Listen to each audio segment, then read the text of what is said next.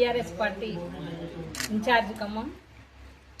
ఈరోజు పత్రికా సమావేశం ఏంటంటే, పార్టీ పెట్టిన తర్వాత పార్టీని ప్రజల్లోకి తీసుకెళ్ళాలి.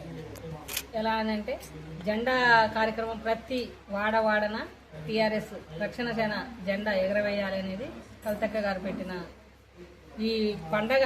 జెండా ఎగరవేయడం అంటే జెండా పండగ ఎట్లా చేస్తామో టీఆర్ఎస్ జెండా పండగ కూడా పండగలాగా చేసుకోవాలనేది అక్కగారు ఇచ్చిన నినాదం. ఆ నినాదాన్ని మేము తీసుకొని ప్రతి నియోజకవర్గంలో మొదటిసారిగా వైరాలో ఎగరవేశాము.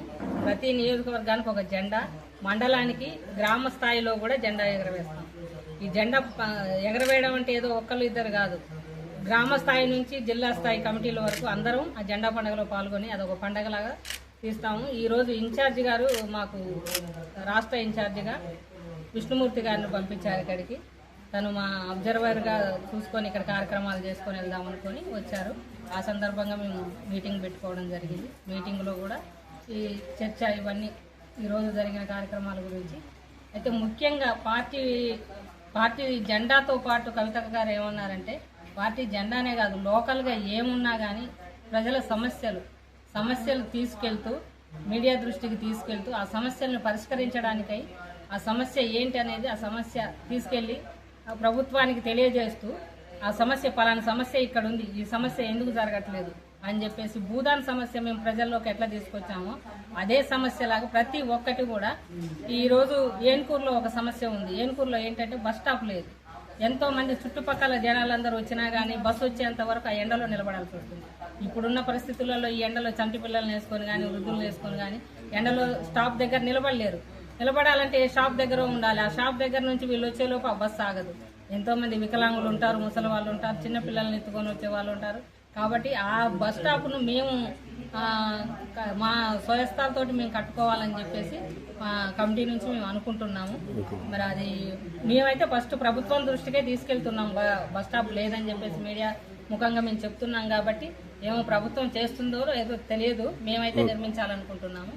ఇంకోటి ముఖ్యంగా చింతకాని మండలంలో మొన్న మొక్కజొన్న గాలిపోయిన విషయంలో కానీ మన రైతులు ప్రతి ఒక్క రైతు ఈరోజు వడగళ్ల వానలకి కానీ ఈ మొక్కజొన్నలు రోడ్లెమ్మటి ఆరబోసినవన్నీ రైతు పండించేటప్పుడు ఎట్లా కంటి మీద కునుకు లేకుండా పిట్టలకు గద్దలకు పోకుండా కాపు కాస్తాడో, ఇప్పుడు పండించిన తర్వాత కూడా రోడ్డుకు వచ్చిన తర్వాత ఆ పంటంతా రోడ్ల మీద పోసుకొని పైకి చూస్తూ నీటి కోసం వర్షం ఎప్పుడు పడుతుంది అన్ని నెట్టుకొని మళ్ళీ ఒక దగ్గర ఎందుకు అన్ని రోజులు ఉంచాలి? రైతు కళ్ళంలోంచి తీసుకొచ్చిన తర్వాత శాతం ఏందో పడిన తర్వాత వాళ్ళకు వచ్చే డబ్బేదో ఇచ్చి రైతుల్ని ఆదుకుంటే పోతున్నారు. రైతులు లేకపోతే మనం లేము. ముఖ్యంగా తల్లి ఎట్లనో చంటి పిల్లోడికి తల్లి ఎట్లనో రైతు కూడా అంతే.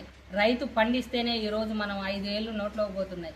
రైతు లేకపోతే ఎవ్వరు కూడా ఉద్యోగస్తులు ఉండరు, రైతు రాజకీయ నాయకులు ఎవరైనా అన్నం తినాల్సిందే కంపల్సరీ. ఆ అన్నం ఎవరి నుంచి వస్తుంది? రైతు నుంచి వస్తుంది. రైతు పండిస్తేనే వస్తుంది.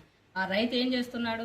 నైటు రాత్రులు పగలు కరెంటు లేకుండా పాములలో తేళ్లలో ఒక్కొక్కసారి గట్ల మీద కూడా పడుకుంటారు రైతు. ఎందుకంటే రైతు జెండా ఆవిష్కరణలు అయిన తర్వాత ఒక దగ్గర కవితక్క గారు పాల్గొంటారు. ప్రతి జిల్లాలో కూడా అక్కగారు ఒక ప్రోగ్రాం పాల్గొంటారని చెప్పేసి అని అన్నారు. మన దగ్గర కూడా ఖమ్మంలో కూడా భారీ ఎత్తున ఒక ప్రోగ్రాం జరిగితే ఆ రోజు భారీ ఎత్తున చేరికలు ఉంటాయి.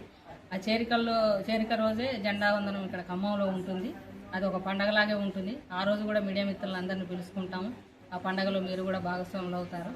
ఇంకా మిగతా ఏంటంటే ఉచిత విద్య, ఉచిత వైద్యం, ఈ రెండు కూడా మేము ముఖ్యంగా నినాదంగా తీసుకొని రైతు సమస్య, ఉచిత విద్య, ఉచిత వైద్యం, ఈ మూడింటి మీద మేము ప్రజల్లోకి వెళ్ళి అక్క మాటగా మేము ప్రజలకు చెప్పి మేము ప్రభుత్వంలోకి వస్తే మేము కంపల్సరీ చేస్తాం, చేయకపోతే మమ్మల్ని గల్లబట్టి అడగండి అని చెప్పేసి మేము అక్క రాళ్ళు పెట్టి కొట్టండి అంటుంది.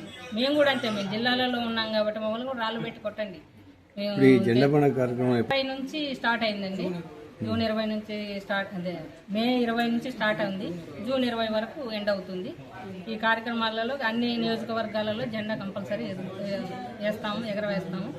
ప్రతి నియోజకవర్గానికి మినిమం 10 జెండాలకు తగ్గకుండా అయితే ఎగరవేస్తాం.